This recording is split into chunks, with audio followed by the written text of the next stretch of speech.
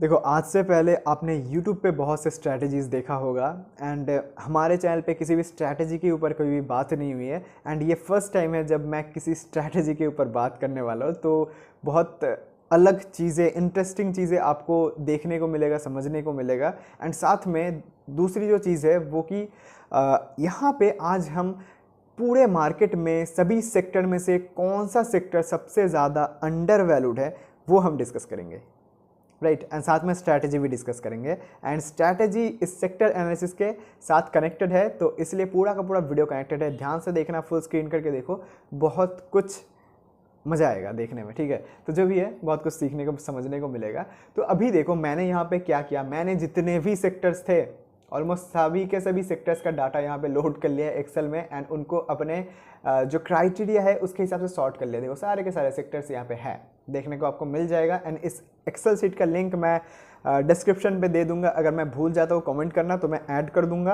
Right. जिससे कि इस सीट के थ्रू आप खुद से अगर कुछ क्रिएटिविटी करना चाहो तो आप कर सकते हो। आपको पूरा एक्सेल बनाने का जो मेहनत है वो ना करना पड़े, इसलिए मैं ऐड कर दूंगा, राइट।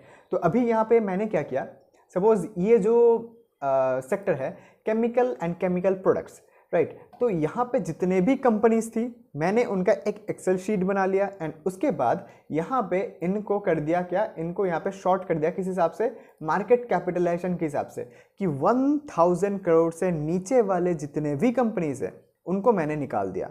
एंड साथ में यहाँ पे नेट प्रॉफिट प्रिसीडिंग 12 मंथ, मतलब लास्ट 12 मंथ में जिन भी कंपनीज का नेट प्रॉफिट 100 करोड़ से कम है उनको भी मैंने निकाल दिया है। इसका रीज़न क्या है, बहुत सिंपल सा रीज़न है कि जितने भी छोटे कंपनीज है, बहुत ही छोटे, लाइक 20 करोड़, 50 करोड़, 70 करोड़, ये सभी जो 100 करोड़, 200 करोड़, 500 करोड़, ये सभी जो छोटे कंपनीज है ना, तो वो कहीं ना कहीं हमारा जो यहाँ पे स्ट्रैटेजी है उसको ख़राब करेगा।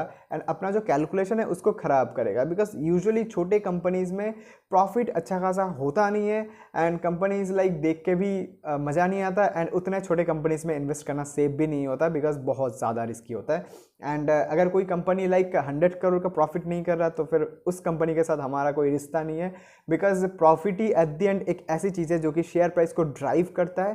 तो इसलिए सस्टेनेबल अगर प्रॉफिट किसी कंपनी में ना हो तो वहाँ पे जाने का कोई सेंस नहीं बनता, राइट। तो इसलिए ये जो दो क्राइटेरिया है इसके बेसिस पे मैंने कंपनीज को शॉर्ट कर लिया है। एंड यहाँ पे जितने भी कंपनीज आपको दिखेगा उनका मार्केट कैप 1000 करोड़ से ऊपर का है एंड नेट प्रॉफिट 100 करोड़ से ऊपर का है, राइट। एंड ऐसा नहीं है कि यहाँ पे जितने भी कंपनीज आपको दिख रहा है सब टॉप क्लास कंपनी है, बिल्कुल नहीं, बिल्कुल नहीं। ऐसा भी हो सकता है कि यहाँ पे एक बहुत ही अंडर वैल्यूड कंपनी आपको दिखे बट उसका फंडामेंटल उतना खास नहीं है।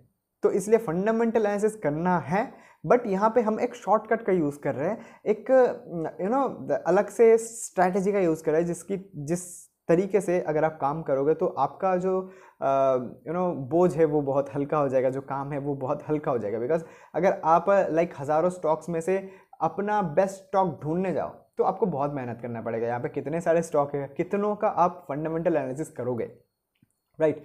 तो इसलिए सबसे इंपॉर्टेंट चीज़ क्या है, दिमाग लगाना। तो वो किस तरीके से करते हैं, देखो यहाँ पे मैंने क्या किया कि सारे कंपनी, सारे सेक्टर्स का यहाँ पे सेम तरीके से लिस्ट बना लिया। जो कंपनीज निकालना है उनको निकाल दिया है एंड लिस्ट यहाँ पे रेडी है। तो यहाँ पे ये जो लिस्ट रेडी है तो यहाँ पे एक पैरामीटर, एक वैल्यूएशन पैरामीटर मैंने ऐड किया जो कि है प्राइस टू बुक वैल्यू। आप सबको पता है कि एक कंपनी का वैल्यू क्या है, उस हिसाब से हमको क्या प्राइस पे करना पड़ रहा है उस कंपनी को खरीदने के लिए, है ना। अगर एक कंपनी का बुक वैल्यू है 100 का एंड अगर हमें वो मिल रहा है 90 रुपीज़ में, तो इसका मतलब क्या है, हम कंपनी को खरीदते ही हमें 10 रुपये का प्रॉफिट हो रहा है, बिकॉज वो मिल ही रहा है सस्ते में। यहाँ पे दो तरीके से मैंने काम किया है। जितने भी कंपनी से उन सभी का बुक वैल्यू मैंने नोट करके सॉर्ट कर लिया। एंड उसके बाद क्या क्या यहाँ पे शीट 2 पे आपको देखने को मिलेगा कि सभी के सभी इंडस्ट्री का यहाँ पे सेक्टर्स का आपको देखने को मिलेगा लिस्ट। किस हिसाब से, जिन भी कंपनीज का बुक वैल्यू 1 या फिर लेस देन 1 है, एक से कम है, एक या फिर एक से कम है, तो उस सेक्टर में कितने कंपनी से उनका मैंने एक परसेंटेज निकाल के यहाँ पे लिख दिया है, राइट। तो यहाँ पे मैंने लिख दिया एंड यहाँ पे साइड में जितने भी कंपनीज का एक सेक्टर में जितने भी कंपनीज का बुक वैल्यू 2 या फिर 2 से कम है तो उनका भी मैंने एक परसेंटेज लिख दिया है ना।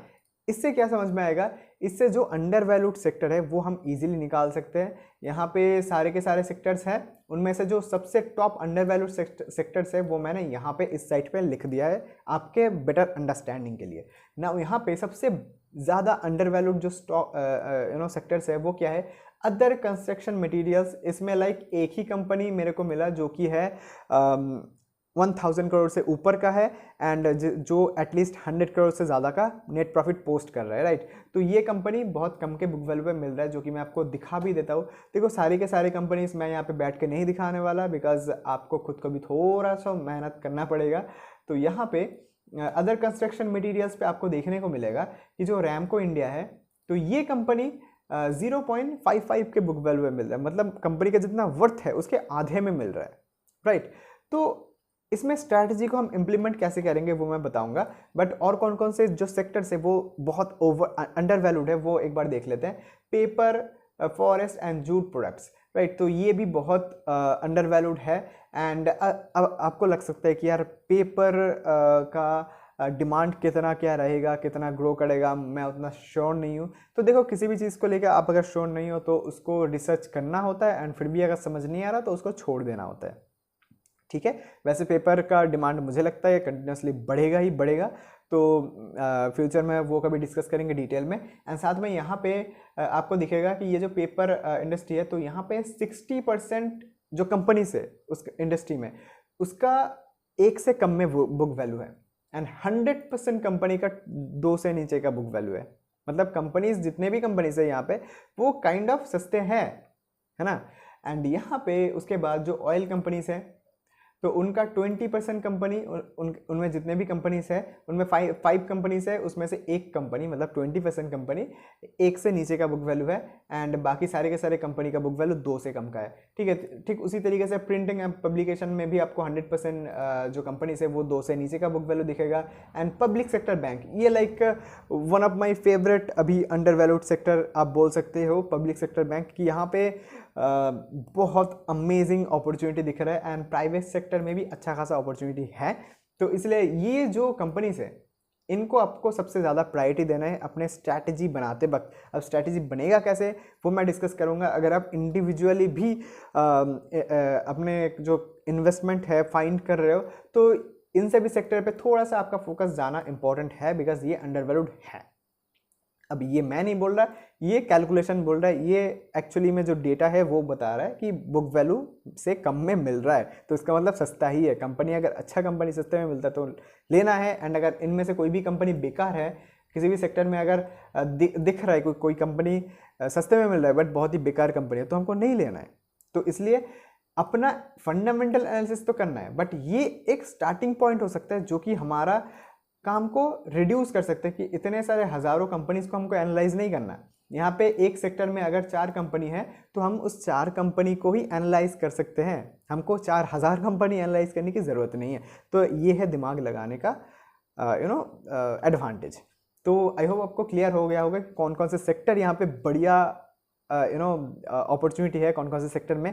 तो इसके बाद अभी हम स्ट्रैटेजी की बात करेंगे कि कौन सा स्ट्रैटेजी हम यूज़ कर सकते हैं।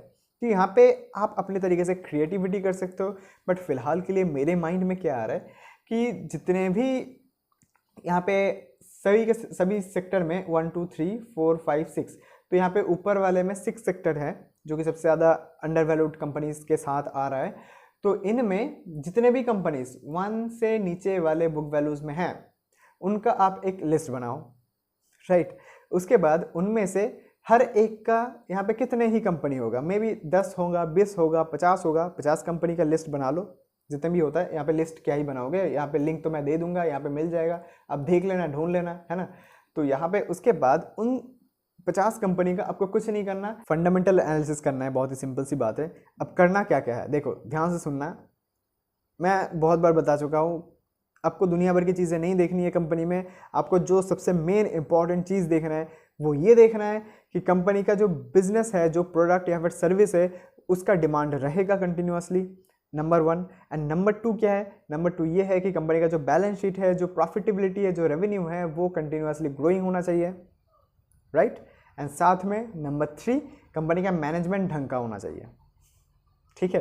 एटलीस्ट उनका कोई गुडविल ना हो बट कोई बदनाम भी ना हो, लाइक कोई ख़राब ट्रैक रिकॉर्ड भी ना हो एटलीस्ट, है ना। तो ऐसा अगर मैनेजमेंट है जिसको आप जानते नहीं, पहचानते नहीं, जिनके बारे में ज़्यादा डेटा मिलता नहीं है, तब भी चलता। बट अगर किसी के बारे में अगर नेगेटिव डेटा मिलता है तो उसको थोड़ा सा संभल के रहना होता है उससे, राइट।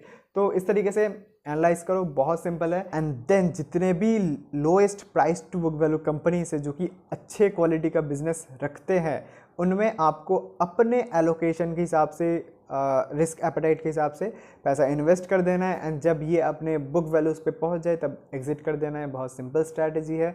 या फिर आप लाइक 1.5 के बुक वैल्यू तक भी रख सकते हो, 2 के बुक वैल्यू तक भी रख सकते हो, या फिर टेक्निकल टारगेट अगर बढ़िया है तो भी रख सकते हो। बिकॉज यहाँ पे ये जो अदर कंस्ट्रक्शन मटेरियल है, यहाँ पे एक ही कंपनी है जो कि है रैमको, राइट। एंड ये जो कंपनी है ये अगर मैं कॉपी करके यहाँ पे पेस्ट करता हूँ, राइट, यहाँ पे खुला ही हुआ है, तो ये टेक्निकली लाइक बहुत ही ऊपर है, राइट। तो यहाँ पे टेक्निकल कोई चार्ट पैटर्न मैं यूज़ नहीं करने वाला। मैं अगर यहाँ पे इन्वेस्ट करता हूँ, अगर कंपनी अच्छा है, आपको देखना है अच्छा है कि नहीं है। अगर कंपनी अच्छा है तो इसको मैं क्या करूँगा, बुक वैल्यू तक रखूँगा, उसके बाद एग्जिट कर दूंगा। बिकॉज बहुत ही सिंपल स्ट्रैटेजी है। आपको ग्रुप बना के, आपको एक अपना खुद का इंडेक्स बना के इन्वेस्ट करना है एंड देन मज़े करो, राइट। एंड इसी तरीके से अगर काम करोगे, बहुत सिंपली बढ़िया ट्रैक रिकॉर्ड बनता है। एंड चैनल पे बहुत सारे अमेजिंग वीडियोस हैं, तो जाओ जाके देखो, चेकआउट करो। फिर मिलते हैं नेक्स्ट वीडियो में, तब तक के लिए बाय।